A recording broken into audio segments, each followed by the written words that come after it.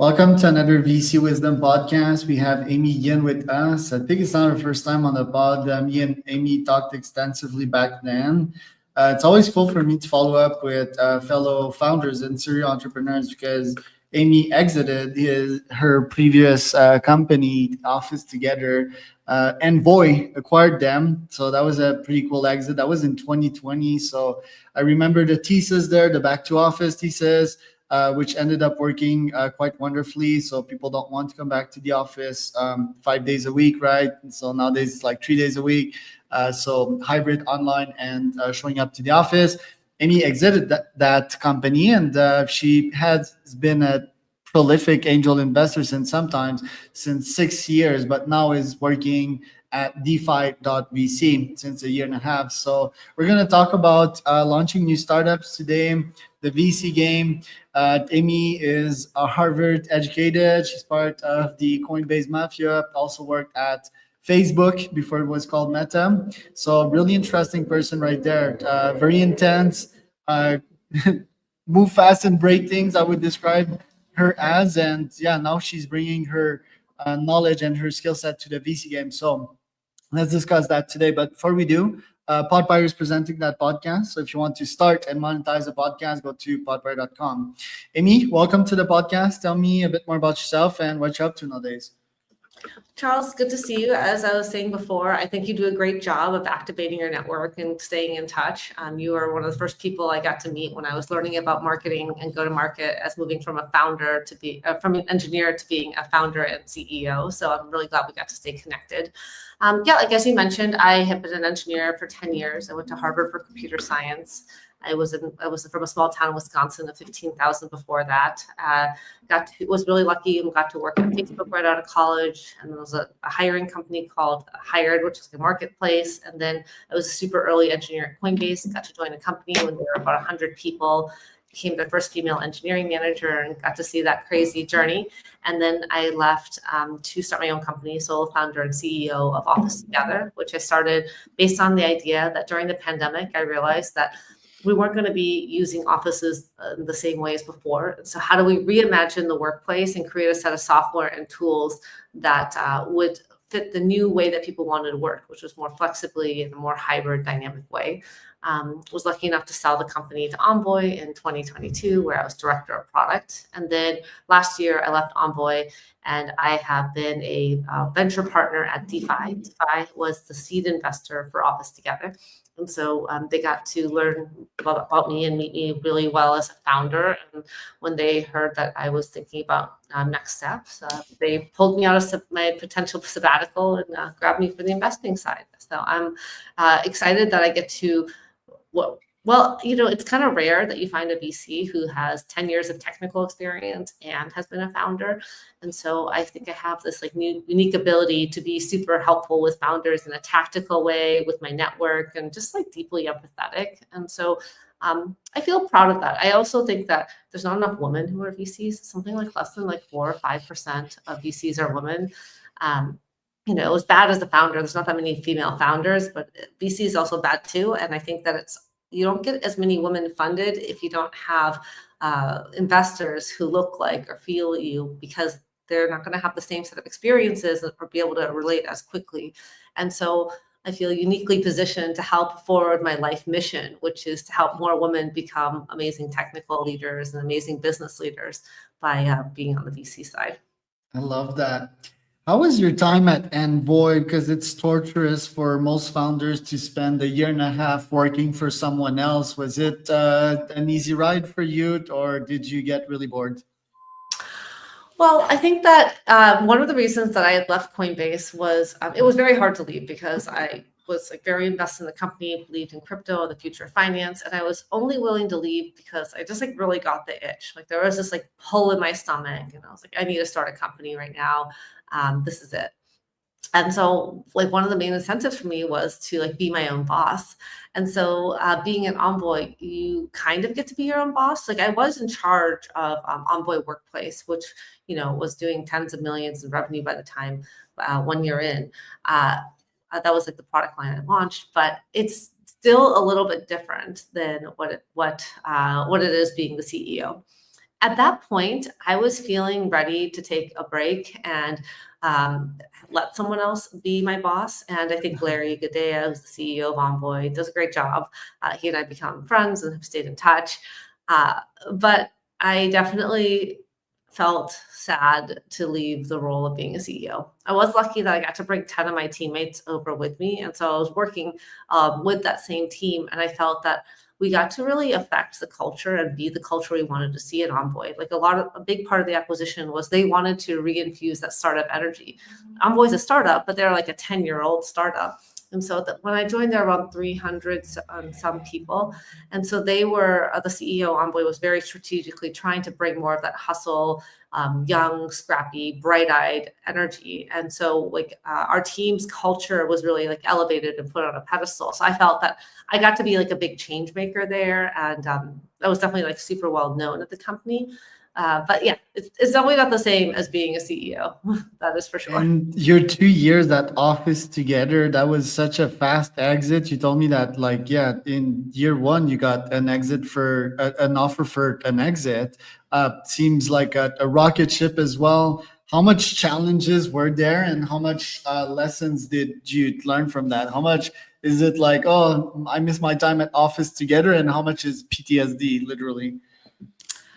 I guess it's like a mix of both. Like I think that when in 2020 leaving Coinbase, I was like really energetic. Like my battery was juiced. Like I was super ready for the challenges of like having to think about my business 24/7. Never really like you always kind of sleep with like one eye open. And a few years into it, I was realizing like, wow, I am like tired, and the only way that I want to keep doing this is if I felt like this was going to be like the next like Facebook or Coinbase. And I got to the point like 2 years into the business where I didn't feel like it was going to be a generation defining company. Like I felt like we could grow and we could keep doing okay. But I didn't feel that this would be like the company that I wanted to tell my kids, my grandchildren about. And so I remember from my early on in my founder journey, multiple founders I had talked to who had exited, they always regretted not doing it sooner. Because they're like my time is really valuable. Like their time is valuable.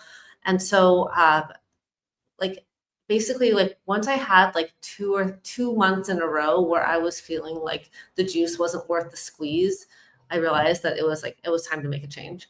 And that is a really hard decision to make as a founder, because you bring in your best friends, like you bring in your team, you become friends with all these folks, and they've like left their careers. Like my first team was all from like Facebook, Google, and Coinbase. And so they had to leave like super lucrative jobs to be a part of the journey with me. And so they're doing that because they want to build the next like Facebook or Coinbase, not to be acquired. And so I definitely felt guilty like letting them down. I was like doing the best that I could. And I felt like we got a really good outcome given like the circumstances, but it wasn't the thing I set out to do as a founder. And so that's always really challenging. Yeah, but you're so great, you're so elite. Anytime I look at Amy and her profile, I'm like, yeah, she's good, because most startup die and go to zero. You didn't, right? So you're pretty much at the 0.1% there. Now that you're a VC, how long will you stay into that game? How long will it take you to launch your next company? Yeah, well, VC is it's funny because people always say it is a long game. You cannot know when you're investing this early if you're any good at VC if you don't give it like 10 years. And so, I have at least now I've been building a track record as an angel, and I have some like great hits. I've invested in like 3 different unicorns. And so from my angel portfolio, I could see, but that's like small dollars at work. Being on the VC side is really different because, Defy, we're like a high ownership firm. And like when the biggest change I've noticed from going from an angel to being a VC is the language. And so when I talk about my angel companies, I'm still invested and I do everything I can to help them. But I'm still Amy, and the angel that company is over there. But now that I'm at Defy, when I talk about my portfolio companies, I say we. This is like we are doing, like we are all involved. Because when you own 10, 20% of the company, it really is a we. And so the mindset shifts of like, I'm not the CEO, but I am still a really substantial owner. right? Like if you're at 20+% ownership as a VC, you might have more ownership than the co-founder has. Sometimes you have more ownership than the CEO has, depending on how that CEO has fundraised. And so it really has to become more of a we mentality, rather than with an angel investor. I can like have a lot more companies in my portfolio and I'm supporting them, but they're not expecting me to be involved on a weekly basis in the way that I am involved as a partner to like my portfolio companies at Defy. I love the strategy of inviting exited founders to be partners in VC firms. Do you think that scales, or you were one of the only in which it worked? So I think that like there's like a few different profiles of people who end up in VC. So I was catching up with one of my friends recently, and both her and her husband are in VC. And I was like, oh, how'd you guys end up in VC? And she's like, well, Amy, we're a banker and a consultant living in Silicon Valley. Like there aren't that many jobs available for that type of profile unless you want to stay as a banker or a consultant. And so I think that VC gets a lot of great like MBA students or folks who would have otherwise done like banking or consulting, like people who are super smart, willing to grind. Like they're kind of like the business athletes of the world, right? Because a lot of VC and investing is about doing a lot of reps, cold outreach, and just being able to wake up every day and like hammer things really hard. It's really similar to being a founder, but a little bit different risk reward profile, right? So as a VC, you might work just as many well adjusted. We were talking about before the show started, bullets in the chamber. So as a VC, I have like many bullets in the chamber. Like a typical portfolio might have like 30 companies in a portfolio in a fund, and you might raise like that fund like every 2 to 3 years. As a founder, you get one. Like that is your one shot. So every day you've got to make it work, and you've got to wake up. And there are so many things that have to go right for that founder. A lot of it is out of their control. And so like one of the trends that like affected me as a founder was that people didn't go back to the office as quickly as we thought because we kept getting these waves of the pandemic. Like my thought was like, after the vaccines came out, we would like be back in the office and like things would basically go back to normal. And that's not what we had happen. Like we had like Delta and then we had Omicron, and we kept having these waves that made it hard for people to stabilize into a new normal. And now we're like 4 or 5 years post that, and like things are a lot more stable. And so you see office usage going like way up again. It's not quite pre-pandemic, but that's something that's totally outside of my control as a founder. It's pretty hard to predict. I can only make the best guess I can at that time. But like when you look at a lot of these like mega companies that are created, it's a combination of like great founder, great team, but also like right place and time and some sort of market tailwind. Like there has to be like a why now or something changing in the market for that company to really be minted. Otherwise, you might have like the smartest people working super hard, waking up every day, and they still aren't able to become like the next Facebook, next Coinbase. So it's definitely a different job, and I know what it's like to be a founder, and I'm so grateful that I get to support so many of them because they're out in the battlefield doing the hard work. Yeah, and starting a startup is somewhat a different game than investing in some. And I realized that yesterday talking to another VC I have at least one per day. I'm not actively investing that much nowadays. I'm trading equity against time, which is a cool model, but it's like, okay, I'm using that software. I'm bullish on it. I love their business models. Should I invest? Well, need to evaluate their competition, need to see if they're still relevant to that market, need to see if they're going to scale, if they're not going to be replaced by Google, right? There's so many other criteria to evaluate when you're actually investing in something. So what are your investment criteria, and what are you looking at into founders and the team before you make an investment? Yeah. Number one thing I look for is tailwinds. So these are like market trends. And so I'm looking at like, what are like the big things changing? So for example, yesterday I published an article on LinkedIn about like one of my big things I'm seeing is that like every line of code we're using is becoming cheaper and cheaper to produce. And so I'm investing things around like dev tools, infrastructure, personal software, and like tools that can help humans and bots collaborate.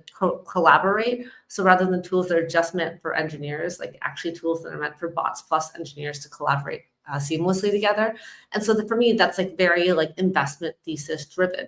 And so now I'm like out looking for founders who kind of fit that thesis. And so then after that, if I find a founder or like a specific company I'm looking at, I want to go and talk to as many companies that are doing that exact same thing and try and assess like who I think has like the best strategy and who's the best team to ride that trend. And so it has to be a combination of like things that the market is helping push up, as well as the right team and the right founder to seize the opportunity. And then the last thing I would say is stage actually matters a lot. And so the fund, so, there are like great companies out there, like Cursor. I think Cursor is an amazing company, and I'm lucky to be an LP in a fund that was first putting into Cursor. But they're just like, they're much more mature company. Even though they're only 2 years old, they've been able to hit, I've seen like reports that they're at 65 million in revenue last year. Like that's like, at that point, they're raising at valuations that are pretty high. They need to be appropriately sized for the fund that I'm investing at, because the fund size determines what type of ownership we need to get and how big of an outcome this has to be for that to be a fund returner. And so there is a piece of like fund strategy and stage and size that actually matters a lot. And so I had to make sure I'm getting there early enough that it's appropriate for the fund. Right. What are some current tailwinds that you're seeing in this actual market? And also the founders, like list a couple of factors you're looking at when evaluating teams. Yep. So I'm really excited about voice as an interface for how there's a few things. Like one is voice dictation has gotten so good. I don't know why Apple hasn't caught up, but I'm obsessed with this new app called Whisper Flow that allows me to just talk and it like types for me. And it is so much better than Siri or like whatever the Apple one was. And it saves me so much time. And so I think voice is a really powerful interface for humans, to the point where, like when we were kids, I used to think about like, okay, like, am I going to have let my kids have a TV or not? And, 2 decades later, like kids don't care about TVs. Like they're like watching all their content on their iPhone or their iPads. And I think like typing is actually going to be a thing that feels a little bit dinosaur-like in a decade. Because everyone's going to just be using their voice because it's so much faster than typing. And maybe like typing is the thing that they do, but it's not as much. And then number 2 is I think that voice is a really powerful API, like an unstructured API for agents or bots. And so there are multiple companies I've seen out there where the bot or an AI agent is calling to do like a prior authorization or insurance claim. And then there's a human on the other end who's eventually going to be replaced for a bot. And that's like the API for these two systems to exchange data with each other. And it's unstructured, but I think it's like really, really powerful. It's like real time. And it allows you to make the gradual change from AI to like human to agent. So I'm really excited about things around like the voice space. And then like a big one is around like dev tools, infrastructure, like the things that help make each line of code cheaper. I think there's going to be a big boom in personal software, where like before software was only built for these like mega scale applications because engineers work so expensive. But these like low code, no code apps, or apps that can be built just by using your voice to explain what they need to get done. These can help run like mini processes. Whereas like I wouldn't normally write a script for something I only do 10, 12 times. But now when like it becomes so cheap to create that script, I would be willing to do it. It still requires a certain type of thinking. Not everyone thinks that way. And so I do still think it'll be reserved to like a certain type of analytical person. But I think that that's going to be huge. In terms of who I look for in terms of founders, folks who are just hungry. They're very hungry. Like they have this kind of startup athlete mentality where like they know that it's about the reps and the time, and they want it just to want it. And sometimes these people are very achievement oriented. Maybe these people are like super mission driven, but there's like a fire in their belly, and you can like feel it when you talk to them, that they're just like relentless. And that they also have some sort of unique insight into the world, like something that makes me go, oh, wow, like I am learning something every time I talk to this person. And so those are like the 2 main things I look for. Love it. And you're the second person mentioning voice, flowvoice.ai. Whisper Flow. Yeah, I'm not sure why it redirects me to cloud.flowvoice.ai, but anyway, I installed it. Somewhat bullish on it, especially when I'm on my phone. On my desktop, I'm not so sure, but bullish on the fact that people that are not so good at typing and writing can use their own voice to Well, type so and you or don't feed have it to an AI. nails. Once you have nails like me, you'll realize that talking to your computer is a godsend. Yes, yes. Amy, thank you so much for today. Where can people find out more about you? My LinkedIn is a great place to find me. I'm posting content there and would love to hear from folks.